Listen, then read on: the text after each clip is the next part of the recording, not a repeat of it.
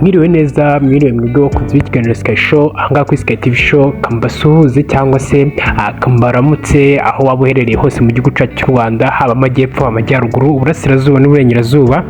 Ndakeka yuko byibuza umeze fresh hanze y'igihugu, ndakeka ndabo hari igihe waba ukeye cyangwa se bwije.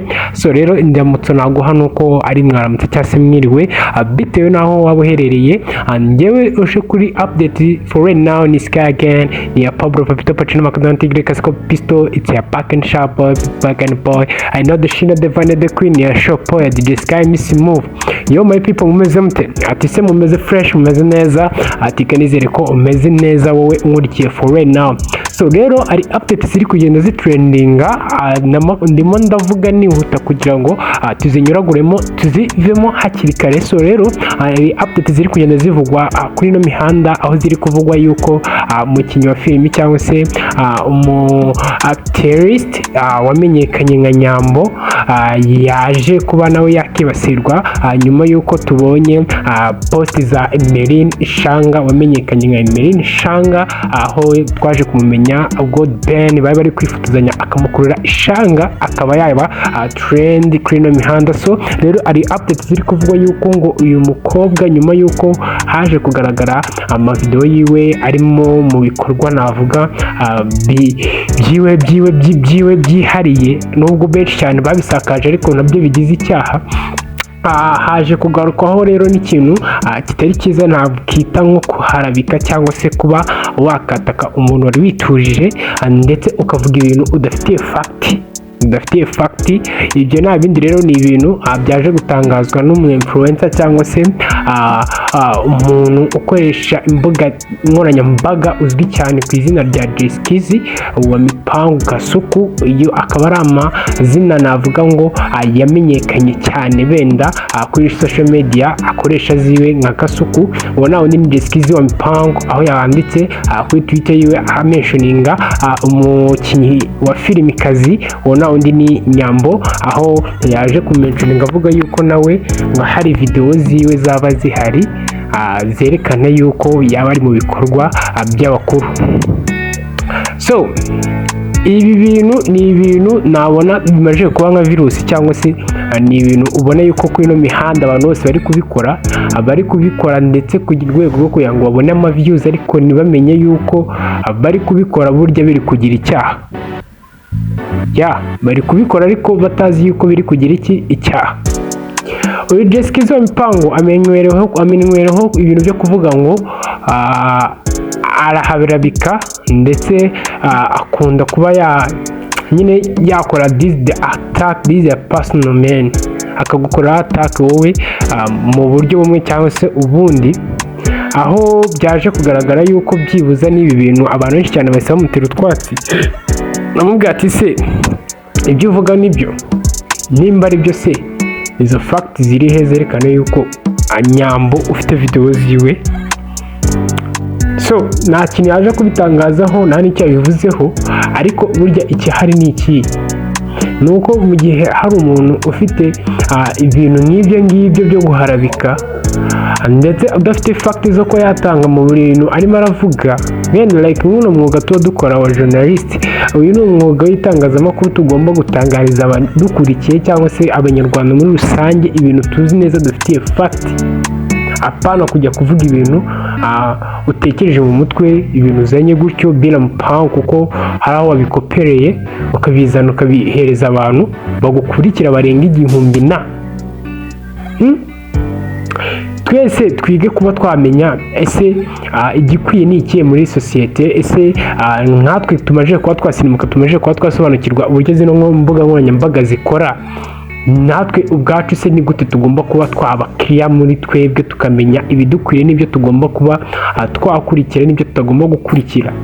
Ni gute ufata ibintu nk'ibyo ngibyo ukaba wajya gukurikira umuntu ngo uri kumentioninga abantu avuga ibintu ashaka guharabika umuntu mu buryo like atafitiye fact, kubera ko impamvu twebwe tuvuga ngo ari kumuharabika ni uko yakoresheje style y'uburyo y'ibintu bya biri trend, akoresha mu mvugo yerekana yuko hari n'undi nawe waba umeze nk'uwari uri trend. twige kuba twamenya ibyo dukurikira bizima, twige kumenya ngo ese turakurikira iki, ese bidukurikira ni ibintu bidufitiye umumaro. Nagiye mbona abantu benshi cyane bagenda basharinga ila video y'igishanga ya Emeline, abajene kabisa niyo gahunda ubu ngubu mega y'abantu ari gushira kubera kudownloadinga ziriya video, kwa kusharinga ziriya video. Abantu benshi cyane nibyo bintu bahugiyemo, abagabo, abagore, abana baki bose. Imagine video nk'izo zidafite ikintu zizungura, kandi ugasanga menda ijambo ry'umusaza nyakubahwa perezida wacu Paul Kagame yavuze, ariko mutabasha kugenda musharingana nk'uko muri gusharinga ibyo ngibyo, ariko ugasanga ibintu nk'ibyo nibyo muri kugenda musharingana. Why? Abanyarwanda tumaje kuba gute, tumaje kumera ute ko tubona imyaka irimo iradusiga? Tugomba gukora cyane, ariko ugasanga gukora cyane kwacu ahubwo no gukora iby'upfapfa pano kushaka ibintu bizima dukora. Ino showbiz ni showbiz navuga ngo nziza pe, ndetse no gutera imbere, ariko se turebe se ibiri kuyikorerwamo kuko nibyo byakagombye kuba biri kuyiteza imbere. Ese nimba ari nabyo, nta kundi kuntu twacenjinga ibintu tukareba se nimba byajyaga bikundira, ese tukoze gutya bwo ntibyakunda. Apana kugenda tugakora ibintu by'uburewere tukazanira abantu. Imbuga zose ziri kuri topic yo kuvuga ngo habonetse video z'ubwambure bwa Emeline, ari mu bikorwa byiwe ibiki. Twebwe nk'abanyamakuru ari ibintu abantu bakora like nyine ukabona ko ari nko kwinezeza, ariko burya nyuma bikaza kumwinfecta mu buryo bumwe cyangwa se ubundi nawe ubwo atazi. Reka tube abantu bari special mu mutwe, abantu bafite uburyo bakoresha zino mbuga nkoranyambaga neza. Tuve ku ibyo bintu byo kuvuga ngo Nyambo ngari video ngo ziwe ngo zihari ngo aryamanye like why?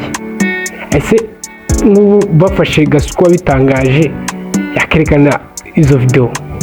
No, ni mu rwego rwo kugira ngo bakomeze batitize iki izi mbuga nkoranyambaga bavuga ibintu bitahari. Uko nuko harabika umuntu, icyo ni ikintu kigize icyaha ndetse kinahanirwa. Nahoze mbona ari za state n'iki, ariko buriya uko waba wiyumva kose, uko waba wizeye kose, hari igihe bigeraho ngaho bikaba byaba byacururuka, kubera ko burya leta yacu ni leta y'ubumwe kandi leta itanga ubutabera ndetse ireberera abaturage bayo.